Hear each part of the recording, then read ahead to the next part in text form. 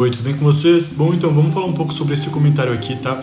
E de antemão eu peço desculpas, tá? Se os meus vídeos anteriores eles dão a entender uma ideia parecida com essa. Isso porque, tá? Esse pensamento aqui não é algo que eu tento trazer, muito pelo contrário, tá? Até porque o paganismo ele não tem nada a ver com isso. Bom, basicamente, tá? Eu até acredito que de fato você tenha, né, consumido conteúdo sobre ela, né?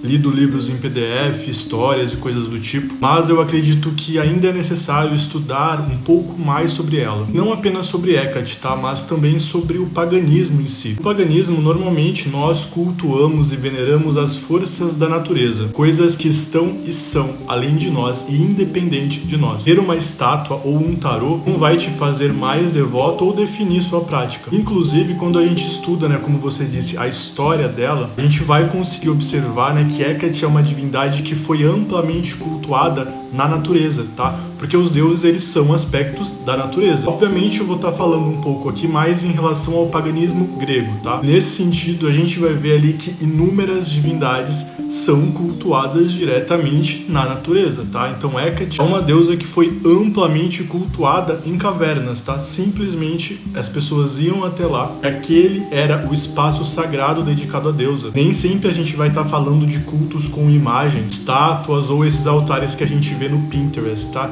Nada disso é necessário. Inclusive, são práticas modernas, tá? A gente tá falando aqui de paganismo moderno. Mas, de qualquer forma, tá? Até mesmo dentro do paganismo moderno, esse tipo de instrumento, né, ele não é necessário, tá? Ele pode sim te ajudar a se conectar com a deusa, mas o formato dessa representação, né, que vai te ajudar a se conectar com a deusa, ele não é único, tá? A gente não tá falando aqui apenas de imagens, apenas de estátuas. Isso pode ser feito através de um instrumento mágico, né, alguma coisa que se conecte com a deusa, uma foto, um desenho, um nome. A gente precisa entender que os deuses, né, de fato, não precisam dessas coisas, né, de todas essas coisas que a gente traz até eles ou coloca, né, entre nós e eles. São apenas formas, né, de aperfeiçoar a nossa conexão. Agora, em relação a tarô, tá? Tarô é um oráculo, tá? É um tipo de oráculo. A gente tem centenas de formas oraculares, tá? Inclusive, né, como Hecate, por exemplo, que é uma divindade cultuada ali há muito tempo atrás. No mínimo ali a gente tem uns 3.000, 4.000 anos atrás. Talvez até mais do que isso, tá?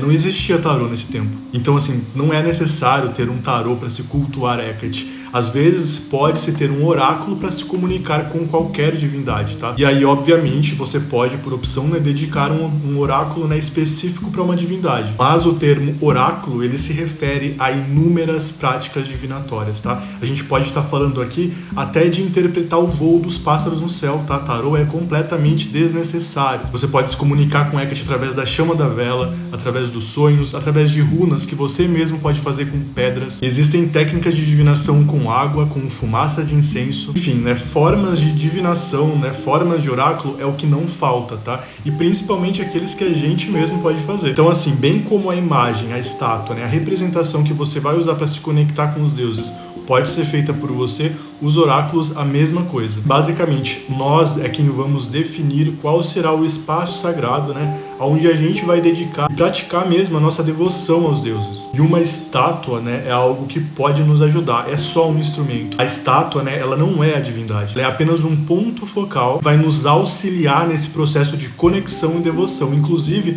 é um objeto que também está sendo ofertado àquela divindade. Ela, né, obviamente vai ter o mesmo valor do que uma foto, do que uma pedra, do que algo que você decidiu dedicar para aquela divindade como um ponto focal. Então é basicamente isso, tá? Esse vídeo aqui, na verdade, é mais para tentar desmistificar esse tipo de pensamento, tá? Esse tipo de limitação que a gente vai continuar trazendo e perpetuando dentro das práticas religiosas de paganismo. Basicamente, tá? Isso aqui não é só em relação a Hecate, tá? Como a gente bem sabe, a maioria das divindades pagãs estão manifestadas na natureza. Tanto aquela natureza, né, que a gente encontra, né, e toca ali fora de nós, quanto aquela que também permeia nós mesmos. E os instrumentos, né, que a gente utiliza nesse culto não passam de instrumentos. Bom, então é basicamente isso, tá? Espero ter ajudado e tchau, tchau.